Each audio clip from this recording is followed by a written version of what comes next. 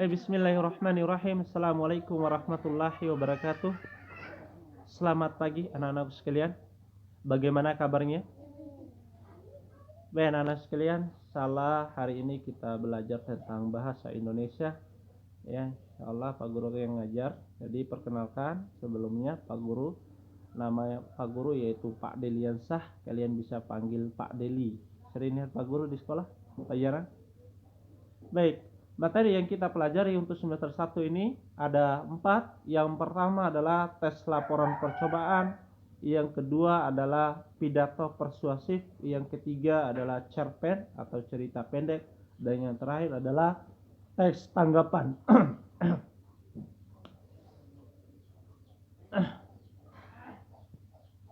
Baik anak-anak sekalian, kompetisi dasar kita dalam mempelajari tes laporan tentunya mengidentifikasi informasi dari laporan percobaan yang dibaca dan didengarkan. Kemudian indikator atau tujuan pembelajaran kita, yang pertama, siswa dapat mengetahui apa itu tes laporan percobaan. Yang kedua, siswa dapat mengetahui ciri dan manfaat dari menulis tes laporan percobaan. Yang terakhir yaitu siswa dapat membedakan tes deskripsi, tes eksplanasi, dan tes laporan percobaan. Kenapa kita harus membedakan? Karena 3 tes ini hampir sama. Perhatikan di slide itu ada kesalahan, Pak Guru tulis tes eksposisi, seharusnya di sana adalah tes eksplanasi. Jadi mohon maaf, diperbaiki saja ya. Baik, kita masuk di pembahasan yaitu tes laporan percobaan. Pernahkah kalian melakukan eksperimen? Paham dengan eksperimen? Eksperimen di sini sama dengan artinya adalah percobaan. Pernah?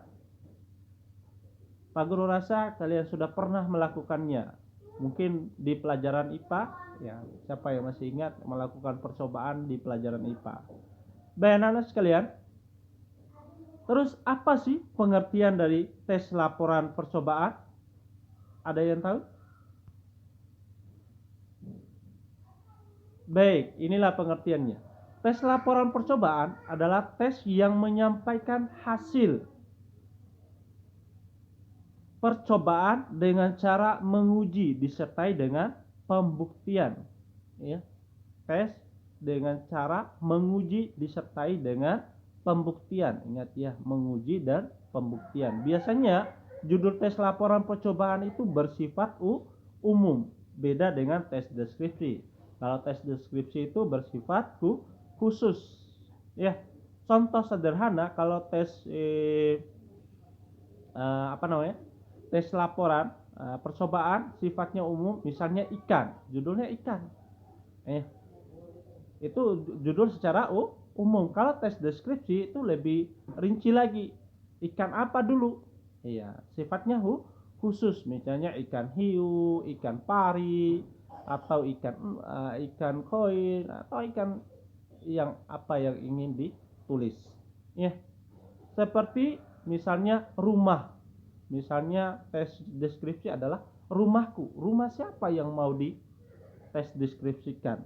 Itu perbedaan antara tes laporan percobaan dengan tes deskripsi. Baik, kita lanjut. Indikator yang kedua tadi yaitu kita adalah ciri-ciri dari tes laporan percobaan. Apa sih yang pertama cirinya? Tentunya adalah bersifat fakta. Apa yang kita bicarakan berbicara tentang laporan percobaan tentu harus bersifat fakta, karena kita ada pembuktian dengan cara menguji, itu yang bersifat fakta. Jadi tidak dibuat-buat, berdasarkan kenyataan. Yang kedua, lengkap. Ya, harus lengkap supaya orang benar-benar mengetahui dan benar-benar percaya bahwa apa yang kita teliti itu sudah benar, ya. Baik, yang ketiga tentunya objektif. Apa maksudnya objektif? Adalah kenyataan, ya. Jadi bersumber dari kenyataan. Apa yang kita bicarakan sama seperti fakta tadi, apa yang kita sampaikan itu orang benar-benar percaya bahwa apa yang kita uji itu sudah benar-benar kita teliti. Baik, kita lanjut. Indikator yang ketiga yaitu fungsi tes laporan percobaan. Apa sih fungsinya? Kenapa kita perlu belajar tes laporan percobaan? Tentunya fungsi yang pertama adalah sebagai sumber informasi. Buat siapa? Buat kita dan buat orang lain. Ya, supaya orang mengetahui apa yang kita sudah lakukan itu sudah membantu orang untuk mengetahui. Contoh sederhana, misalnya ada saus yang kita anggap. Jadi sebuah penelitian itu harus ada praduga dulu. Praduga itu anggapan awal, ya. Anggapan awal bahwa saus itu mengandung zat warna. Akhirnya kalian atau ada sebuah penelitian meneliti bahwa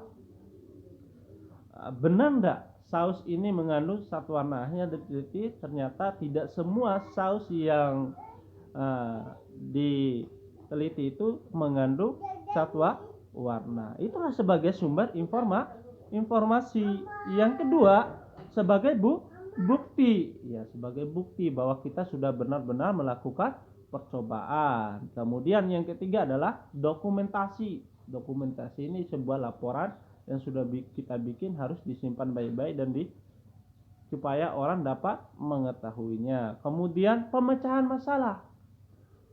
Emang bisa tes laporan percobaan itu dapat memecahkan masalah? Bisa. Kenapa tidak bisa, ya? Contoh sederhana, misalnya kalian suka makan bakso. Suka makan bakso, ketika ada berita bahwa ada penjual bakso yang menggunakan daging tikus misalnya ini, ya. Kemudian akhirnya kalian tidak berani untuk makan bakso tersebut. Kemudian apa benar ya bakso yang saya makan ini mengandung daging tikus? Kemudian akhirnya kalian merasa risih. Kemudian untuk membuktikan tentu kalian harus meneliti apakah benar-benar bahwa bakso yang kalian makan itu mengandung daging tikus. Akhirnya kalian teliti dan akhirnya dapat. Akhirnya apakah itu benar-benar daging tikus atau tidak, ya. Tergantung dari apa yang kalian teliti. Kemudian yang terakhir adalah pertanggungjawaban. Ketika kalian membuat laporan tentu harus ada tanggung jawab, ya, bahwa apa yang kalian teliti itu sudah benar-benar sesuai dengan apa ya hasil kenyataan. Baik, coba buka buku paket bahasa Indonesia kelas 9 halaman 10 dan sampai dengan 11. Di situ ada 3 teks. Perhatikan ya, 3 teks. Jadi nanti ada pertanyaan, mana yang termasuk tes deskripsi, mana yang termasuk tes laporan percobaan, mana yang termasuk tes eksplanasi. Jadi mungkin baru kalian dengar tes deskripsi atau sudah pernah belajar. Kemarin saya rasa sudah pernah belajar, ya. Kelas 1 tentang tes deskripsi, kemudian kelas 2 tentang tes eksplanasi. Apa sih perbedaan dari 3 teks ini? Baik, perhatikan. Teks 1 membahas tentang sepedaku. Teks 2 membahas tentang fish gear. Teks 3 membahas tentang sepeda. 3 tes ini sama sebenarnya, ya. Sepedaku ini lebih khusus. Ya, ingat kata Pak Guru tadi. Teks apa yang membahas tentang yang bersifat khusus. Yang kedua, fish gear. Ya, bagaimana gear ini bisa menjalankan sebuah sepeda. Nah, ini tes apa namanya? Ini termasuk adalah tes eksplanasi. Ya. Kenapa tes eksplanasi? Karena tes eksplanasi adalah tes yang menggambarkan tentang suatu kejadian. Tes yang menggambarkan tentang sebab akibat terjadinya suatu peristiwa, baik itu peristiwa alam maupun peristiwa sosial. Ya, misalnya peristiwa alam tentangnya terjadinya sebuah sebuah pelangi. Bagaimana pelangi itu bisa terjadi? Ternyata sudah diteliti, pelangi ini terjadi karena ada pembiasan cahaya matahari. Contoh sederhana, pelangi itu muncul ketika apa? Ketika hujan rintik-rintik dan disertai dengan cahaya matahari, akhirnya muncullah pelangi. Pernah nggak kalian melihat pelangi ketika hujan lebat, mendung semua? Tidak ada, kan? Benar ya? Nah, itu yang dimaksud dengan tes eksplanasi. Tes eksplanasi adalah tes yang menggambarkan tentang sebab akibat terjadinya suatu peristiwa, baik itu peristiwa alam maupun peristiwa sosial. Baik, kita lanjut adalah tes laporan percobaan. Nah, ini tes laporan percobaan yang Pak Guru jelaskan tadi, yaitu bersifat umum. Perhatikan, sepeda ini apakah sifatnya umum atau khusus? Umum, karena sepeda itu ada macam. Ya, khususnya itu kalau dia berbicara tentang sepedaku. Ya, dia berbicara tentang sepedaku, artinya itu adalah khusus. Masuk ke tes apa itu? Kalau sifatnya umum seperti ini adalah sifatnya tes laporan percobaan. Baik, kita lihat perbedaannya. Tes laporan percobaan merupakan yang menulis sesuatu yang bersifat umum, misalnya sepeda. Sedangkan tes deskripsi adalah tes yang menulis tentang sesuatu yang sifatnya khusus. Contohnya adalah sepedaku. Nih, lihat perbedaannya. Sepeda dan sepedaku. Ini jelas sudah lihat perbedaannya. Kemudian, adapun tes eksplanasi adalah tes yang membicarakan bagaimana atau mengapa fenomena alam itu bisa terjadi. Ya, seperti tes nomor 2 yang Pak Guru katakan tadi. Tes nomor 2 ini adalah tes eksplanasi. Kenapa? Karena tes ini menjelaskan tentang bagaimana gear depan atau gear depan itu gear sepeda ya yang besar, dan gear belakang yang kecil itu bekerja sama dengan rantai, diikat dengan rantai, kemudian ketika diputar pedal sepedanya sehingga sepeda itu bisa berjalan. Baik, sampai sini paham? Di sini paham? Baik, insya Allah kalian paham.